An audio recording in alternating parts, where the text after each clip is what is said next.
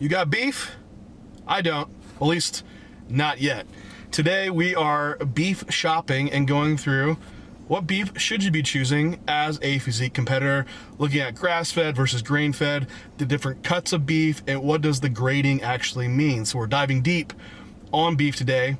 We're in San Antonio, Texas, and when you're in Texas, you shop at H-E-B, because it is the end-all be-all of grocery stores. So we're gonna go get some beef, get back home, and lay out and investigate what beef do you need.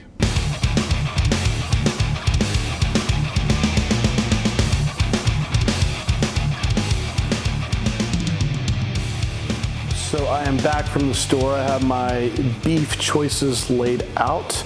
And a lot of these choices are based around really my diet setup and what I am allowable for fat content. And so that really is what's guiding the majority of my choices to make sure like I'm fitting for my protein source, also within my fat macronutrient target for that meal. So beef can fit into that.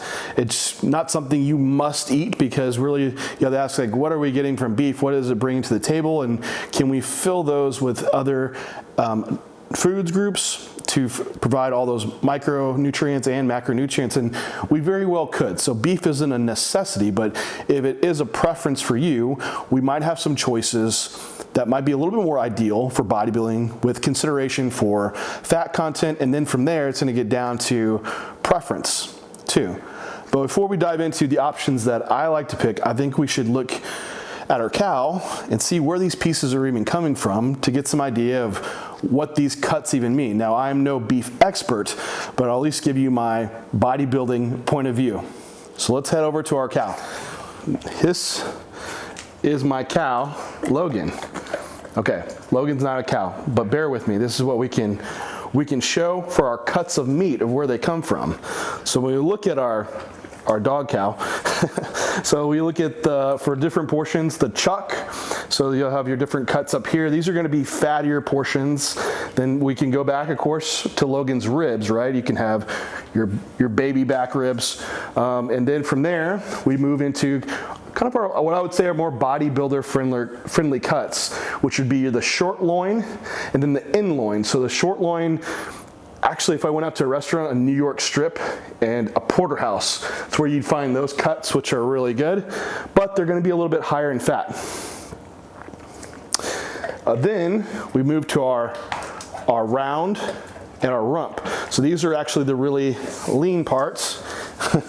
We'll get my cow to cooperate.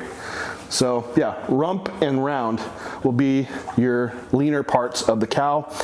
Moving down, we have our shanks, which are going to be on the quarters. Then also move into our short plate and then our skirt and flank. So your short plate's where you have your skirt meat. It's usually what we make fajitas down here in San Antonio, Texas with, which is going to be higher in fat, but also a good alternative is your flank, which is going to be still around this belly area, which is a good option, but it's going to be a higher fat choice in bodybuilding. But the cuts that I picked off are all off the end loin, the round, and then I have some flanks. So really this back half is where you're going to have your leaner cuts of meat, and up in the front of your cow, they're going to be fattier, more marbleized. And one I left off was the brisket, which if you feel this guy, he's kind of jiggly. Sorry, Logan. But that's also going to be a higher fat cut. Your ground meat is going to come from your shanks, so your quarters, then also from the brisket. And those can just vary in fat content like we see. But if one time I bought a whole brisket and just had them grind it in the butcher, and man, the fat content came back so high. I thought I was trying to save money being a budgeted bodybuilder, but I ended up not knowing the fat content for one, and then also was really fatty. There's a ton of oil and stuff in the pan. But anyway, let's head back to the meats that I selected and we can go through them. So we learned on our cow where these cuts of meat come from, mainly sticking to the quarter hind. And so the cuts of meat that I like to use, start with the leanest one. being the top round. So that's off like the butt of the cow, if we want to say. And the top round with 3 ounces, you're going to find that it's around 3 to 4 grams of fat and 25 grams of protein. So definitely one of your leanest cuts. Also, when you look for marbling in it, those white streaks, it's pretty limited. The issue with it though is that it can be a tougher cut of beef, and so your best way, like served for cooking, is going to be slice it thin and doing it like in stir fries, or throwing it into the slow cooker so it can tenderize that way, or even using some marinades that have some type of citrus to them to where they can tenderize the meat a little bit more, or just get like a meat tenderizer can help too. With this cut of beef too, it is cheaper for the budget. So I think what did I pay? $6.39 a pound. So it's one of the cheaper cuts of beef just because of the fact that it's leaner and it's not usually as desired. So like the most desirable beefs usually are highly marbleized, fattier cuts. And one thing you're gonna see in the grocery store when you go through is the USDA grades. And so to understand these, it can be confusing because you're going to think, well, give me the best grade you have because I'm a bodybuilder and I only put the best in my body. So you have prime, select, and choice. And so what those are graded by are by the level of marbling. So literally, when you're choosing what is stouted as being the top of the hierarchy here, being prime, you're actually selecting the fattiest cuts of beef because they're going to be the most delicious too. So at least in a bodybuilding perspective, it kind of works out because your prime cuts are usually when you go to the butcher, they have them in the glass case. Those are going to be really, really expensive. Your choice cuts are going to be less marbled, they're going to be leaner, and also they're going to be cheaper. So it's kind of a win in that aspect for bodybuilding. So don't think when you're buying prime, you're getting like the best for you. It's going to come down simply to having it within your macro fat targets that you're looking for. So that's the round. Other cuts that I think are good are anything off the end loin. So that was right in front of that hind leg. And so here I got a sirloin. You also have a top loin. Within this part of the cow, so right in front of the hindquarters, is also the tenderloin. That's where you'll see like your filet mignon. So the tenderloin's actually inside the rib cage. If you were looking at a human, this would be your psoas or your iliacus. And those are really tender parts and also very expensive. However, the sirloin is going to be a little bit higher in fat content. You're looking at around 6 grams of fat per 3 ounces. The filet mignon or the tenderloin, which is absolutely delicious, it's a favorite too when I go to the restaurant, it's going to be higher in fat content, getting towards like 9 to 10 grams. But sirloin is still like an acceptable choice. It just, like I said, it has to fit within your targets for your macros, but this is going to be one of your leaner cuts. All right, in the top quarter of the loin, you can get your tri-tip, which can come cubed sometimes. Those good in like stews, or also in if you're going to be doing like a slow cooker with your veggies, something like that. So that's the next fattier cut. From there, right along the same lines is going to be just ground beef, which, looking at, you can get varying contents with 96% lean, 93% lean, 90-10, all the way to 80-20. So it's really just picking how much fat you really want, which these are pretty nice because they are tested in store and you can have a better idea of what your fat content is. I typically will go with 96.4 because this is right on par with being just as lean as your top sirloin. With 6 grams of fat per 3 ounces. So it's definitely an acceptable choice.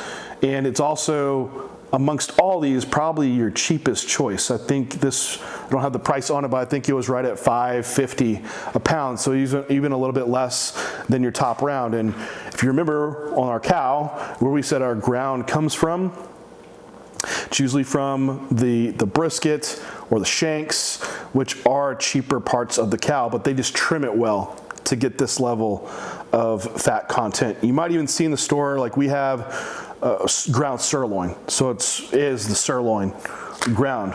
But again, if they're not trimming it up, and because your butcher's might not care as much about the fat content he's giving you, usually what I see is like the sirloin that's ground is higher in fat than your like top sirloin that you are purchasing. The next choice that I like too is the flank steak. And how I'll buy flank steak is tenderized. So you see it'll be kind of like, it looks like it's serrated a little bit more. Flank steak is lean, it is tougher, so if you get it pre-tenderized, it works really well.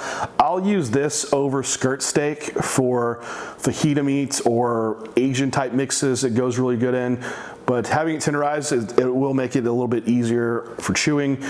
It is going to be higher fat content than the rest of the cuts, but you know, within this, it's still not cheaper, even though it has the higher fat content. So, you know, these are the cuts that I would typically be picking, but if you're still within the round or the loin of the cow, you're still getting pretty acceptable fat content.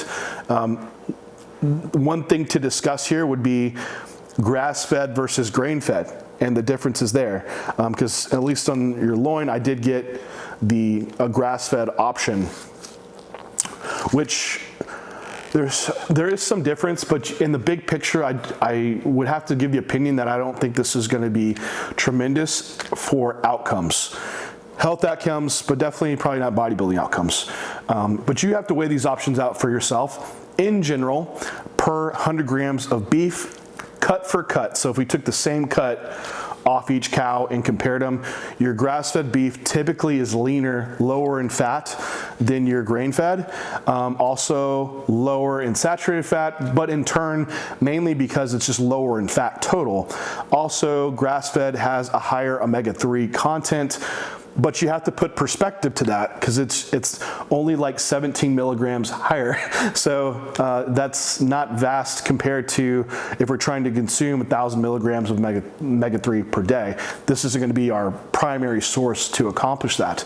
I would say that though that the omega-6 to omega-3 ratio is more favorable in your grass-fed beef. Now, you also have to weigh out saturated fat content, and we still have good evidence to suggest higher intakes of saturated fat could disproportionately skew your lipids. Now, that's a whole discussion on its own, is, you know, what about lipids and inflammation? And I don't want to go down that whole rabbit hole in this video. That's for a whole nother video. But you have to weigh out that amount of saturated fat, and if it is negatively skewing your lipid profile, you probably might not want to be having beef every single day if that's the case. And if that is the case, where you only selectively eat beef, well, you have to weigh in, hey, price-wise, can I have the option to do grass-fed beef? You know, great, go ahead and go for it. You also weigh out like, hey, for the amount of difference in fat content, I'm only having beef every now and then. Is this really going to matter big picture when I'm getting a lot of omega-3s from other sources, and I have a lot of monosaturated, polyunsaturated fats coming from my diet elsewhere? Well, that's something to weigh out. So I will say just my own personal decision. I don't eat beef very often. It's just not a huge preference in my selection. I'll do some ground beef, or if we go out to a restaurant sometimes, maybe I'll have a filet. But beef is not an everyday thing for me. Usually it's chicken or eggs or even salmon on even occasion. So it's not something that you need to be eating every single day as a bodybuilder. So what else does it gain that we have? We have also from beef, B12, zinc, selenium. But like I said, there's other food sources you can absolutely gain these from. I know we've mentioned, what about creatine? You know, you get creatine from your beef. It's pretty low percentage. Like for every pound of beef, there's like about 200 milligrams. I think you need 1 kilogram of beef to actually get 1 gram of creatine. So considering we need this 3 to 5 grams per day, I wouldn't be going for beef to be your endpoint to really accomplish that. Also, chicken has creatine in it too, a little bit less, but it's still pretty on par at those levels. Now, these are going to take some cooking time. We don't all have time to cook, and there is another option that we now have available at Animal. If you don't want to have to cook your beef and you need something in a pinch on the go, is beef biltong. So I've been on the go before, and had been in traffic and need to go to the gas station and I need a protein option, I've grabbed beef jerky, but I'm always disappointed in the macronutrients because they're usually high in sugar or excessively high in fat for the amount of beef jerky that I actually need to consume. So beef biltong is a really great option. It's different from normal beef jerky as it's not in a liquid marinade. It's actually seasoned, then air dried.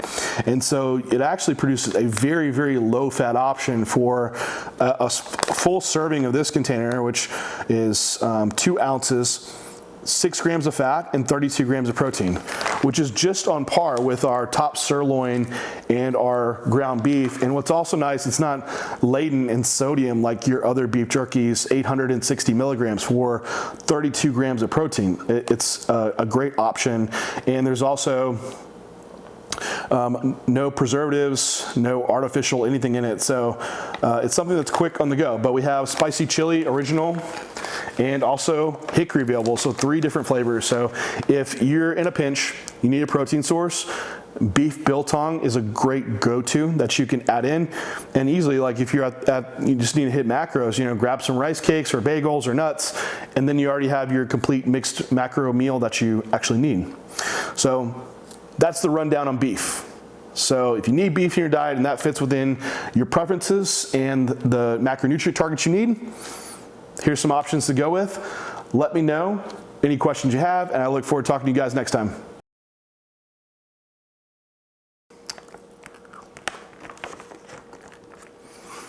It's good, but let me show you how good this stuff really is. Hey, where's my cows? Y'all like beef biltong? Oh my gosh, nearly ate my hand. She's a little bit more gentle. They've been dying to eat this stuff and try it. But these are for human treats.